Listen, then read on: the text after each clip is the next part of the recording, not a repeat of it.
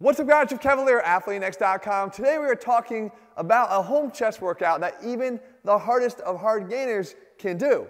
So Jesse, ATHLEAN-X.com. Oh, I got my intro. Run it! In a world within our world. No. Look, you got Jesse at ATHLEAN-X.com. That's enough of a promotion. Okay? By the way, is Jesse in here at all? Is he in there?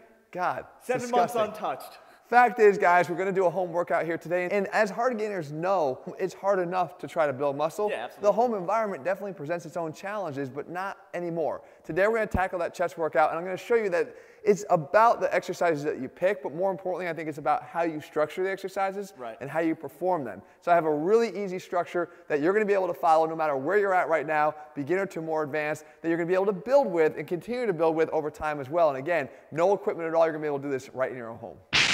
All right, so this workout is really simple. All you need to do is know the alphabet. Oh, boy. Not backwards when you're walking on a line, Jesse. Still difficult. All right, listen, for everybody else out there, A, B, C, D, E, right? It goes through. We're actually only dealing with A through E. And what that represents, as you can see here, is 5 different exercises, with A being the easiest version here of a push-up, and E being the most difficult version of a push-up. So the ones that we selected here are as follows. Starting at the easiest, we have the incline rotating push-up. Okay, then we move up to B, which is slightly more difficult. It's a hand release push-up. We move to C, which is the bear push-up. I'll discuss what this is. Then we go to the decline wall push-up in the D spot. And then for this particular workout, the most difficult here is the one-arm posted push-up. So what your task is to choose the one that is most challenging for you, that only allows you to get maybe 3 to 8 repetitions. And if it's for the one-arm posted push-up, we're talking about 3 to 8 per arm. Now, let's say the decline wall push-up is where you start. Yeah. You start the decline wall push-up and you do 4 sets of this exercise here to failure. In between each of the 4 sets, you're going to do this isometric contraction here of the chest in its most shortened position with the arms adducted across your chest. And you're actually trying to squeeze this as hard as you possibly can. Okay, really trying to get a good contraction. After you're done with that, you're going to rest and then you go perform the next set of that exercise until you've done all 4 of those. At this point now, you still got some work to do. You take the next 3 letters, moving back towards the front of the alphabet, and you do them in one consecutive drop set. So, in this case, you were doing 4 sets of D. Now you're going to be doing C, B, and A in a drop set fashion. You go till failure, you go again till failure, and you go again till failure. So in Jesse's case here, you can see that he would do the bear push-up. The fact that you're actually pushing up against the wall takes away some of the force of your feet down through the ground, making it more challenging for your body to lift. Wait, Jeff, can I give them a tip real quick? Go ahead. Take your shoes off if you don't have enough grip against the wall. I found that barefoot was a lot easier to keep my feet posted up against the wall. Good, yeah, exactly. So now, right to failure, and you immediately go into this case, the hand release push-up. Yeah. The benefit of the hand release push-up is you actually get reinforcement that you're getting your chest all the way down to the ground. Because by letting your hands up off the ground, you know your chest has touched it.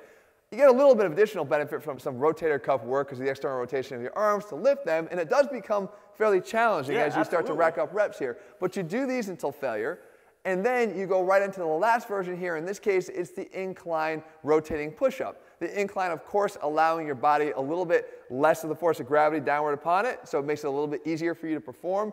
But the rotational aspect of it here is going to get a little bit more of that relative adduction to get a better contraction of the chest at the top. So what if you were able to do the hardest exercise, like the one-arm posted here? Which, by the way, it's very similar in action to what's happening with that bear push-up. Without the ability of the toes to push down on the ground, we know how much more difficult that exercise became. When you take one hand out of the equation, you prevent it from pushing down into the ground, and now one is pushing laterally, you don't get all that assistance, and you have to work extra hard to push to the other hand. Believe me, it's tough. So, but let's say you could do it, 3 to 8 reps there. That's where you would start, okay, and then you would go down into the D, C, B, so your combination would be the decline wall push-up, down to the bear push-up, and then down to the hand release as the final portion of that. And remember this, the part about this that's cool is this will always scale with you. Let's say you couldn't do a minimum of 3 reps of either of those exercises, the one-arm posted or the decline wall, but you could squeeze out 3 bear push-ups.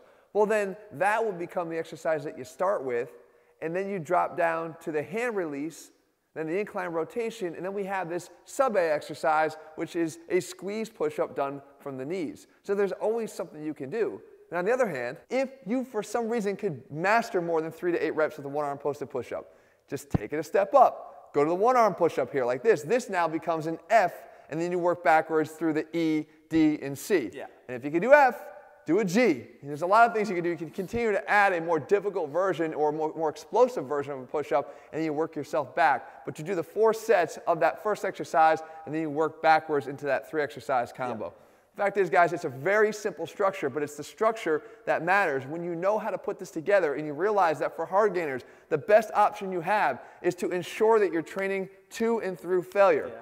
When you're home, the tendency is not to train hard enough. We don't have the benefit of a real heavy bench press to create that overloaded tension. What we need to do here is we need to create more of a metabolic overload. This is the way to do it. You take it to and through failure, and you utilize this mechanical drop set that allows you to keep going even when you think you're fatigued, because the exercise gets easier as you drop down. Right.